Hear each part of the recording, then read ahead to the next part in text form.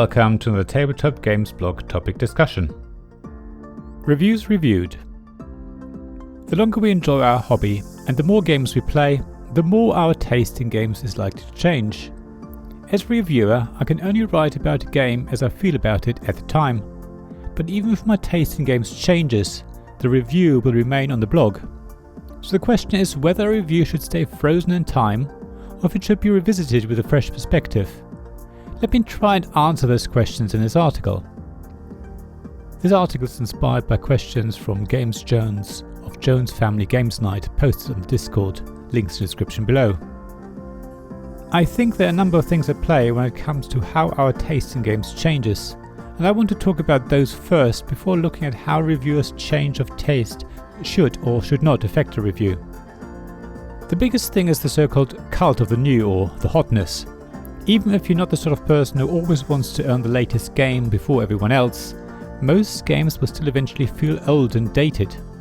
Mechanisms that were once new and exciting at some point become standard and commonplace. That doesn't necessarily mean that games will eventually be boring, and some games will be evergreens that you can play years later and still have as much fun as you used to have.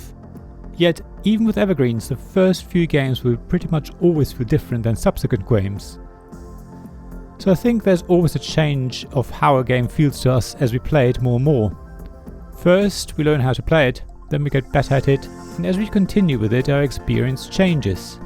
A game might feel confusing to start with, then become more interesting as we get to grips with it, then change into really exciting as we have finally formulated a winning strategy, and eventually become boring because every game feels the same and we've explored the game space fully. Of course, another game may go from confusing to exciting and then stay at the exciting level forever. It really depends on the game. However, there are games that have an ending.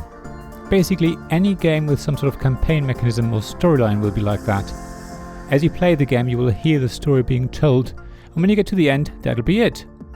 You won't be able to start again and just rediscover the world you've just wandered through. It's a one-off experience, be it that some games literally offer months worth of gameplay. What I've talked about so far might not have much influence on the taste in games as such, because even if you've played worker placement game A so many times that you don't want to play it again, you may still very much enjoy playing worker placement game B. Or just because you've finished legacy game C doesn't mean you don't want to start legacy game D. It may actually be that our taste in games has been reaffirmed and strengthened. But it's also possible that we have finally decided that the days of worker placement or legacy games are over for us. What probably has a bigger impact on our taste in games is that we learn new things, and I sort of alluded to it at the beginning of the article. It is no surprise that we have the terms gateway game, next step game and similar. Whether you love or hate those terms, I believe it's a fact that when we compare the games we've played when we first started in the hobby to the ones we play now, there is a progression. It's no surprise. If you've never played a game with card drafting, the mechanism will seem confusing, especially if the game you've learned has a number of other mechanisms you've never come across before. Yet, the more we play games, the more mechanisms we learn, and the more comfortable we are with them. I clearly remember Lords of Waterdeep feeling like a relatively heavy game, but now it seems more of a relatively simple worker placement game with some resource management and hand management thrown in. So even though I still love Lords of Waterdeep, my taste in games has changed, and so far that I'm comfortable looking for games with different mechanisms and possibly more mechanisms overall. I'm sure there are more things that affect how our taste in games changes, such as who we play with, the mood we're in and others, but let me finally address how all of this affects reviews. As I mentioned at the beginning, when writing a review you can only talk about the experience you have with the game at the time. However, to be able to present a meaningful review, it's very important that as a reviewer you play a game multiple times. The first game or two will be learning games. After that, it will depend on the game as to how many more times you play it. Some games only need an additional 2 games or so to get a very good feeling of what the game is about, what the experience is like when playing it, and how much it changes from game to game. Other games will need many more plays because every game is different, or you need to try different strategies to explore the game better. Sometimes you need to play it a dozen more times to get a good enough impression. It really depends. The other thing a reviewer should do is to explore the game at different player counts. The solo experience is often very different to the 2-player experience, which is often also very different to the 3 or 4-player experience. Even higher player counts can create yet more difference in the experience. Also, To get a really rough idea of how the game feels, you need to play it at various player counts multiple times. For most reviewers that is pretty much impossible though. It would require maybe 24 plays of a game to play it 6 times at 4 different player counts. I think that's unrealistic, yet most reviewers will aim to play a game at a specific player count several times, and then maybe to try to play it a handful of times at other player counts. In theory, a reviewer should play a game with different people, because quite often the people you play with will affect your game experience, and different people have different experiences of the same game. In fact, as a reviewer, it is always useful to find out what others thought about the game, as it informs your view and helps you decide if there's anything you may have missed or understood differently. Anyway, ultimately a review is likely to be fairly thorough and meaningful when it is published, and the game experience is likely to have changed since the first time the reviewer played the game. Yet, it's still the experience the reviewer had of the game at the time of writing. Assuming a reviewer continues to play a game they've previously reviewed, I must say that's not often the case, given the number of games reviewers tend to cover. Their experience may change further, either because they're getting to the end of what's there to explore in the game, or because their taste in games has started to change. Chances are that's probably months down the line, at which point the original review will be out of date. I think that's unavoidable. Anyone reading a review a long time after it has been published will have to accept that new games have come out, new mechanisms will have been developed, and the hobby as a whole has moved on. So in that sense, all reviews are indeed artifacts frozen in time.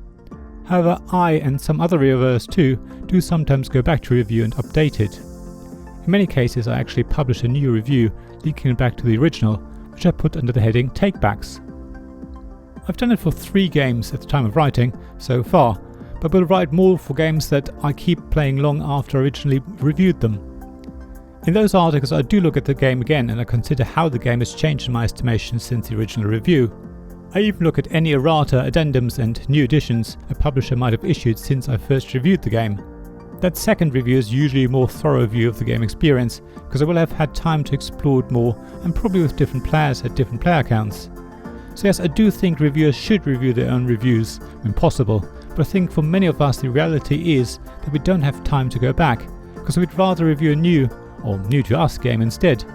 That means, like a news story, a review is probably out of date by the time it is published, but it's probably the best we can do. So how do you feel about reviews? Do you think they should be kept up to date? Have you noticed a change in your taste of games? How have you evolved over time since you first started in the hobby? As always, I'd love to hear from you. Please share thoughts and experiences on the blog at tabletopgamesblog.com. I'd love to hear from you. Thank you for listening to this Tabletop Games Blog topic discussion podcast. Please check the description below for links mentioned in this episode, as well as to the written version of this article on the blog. If you enjoyed this episode, please subscribe, give us some stars or leave a review.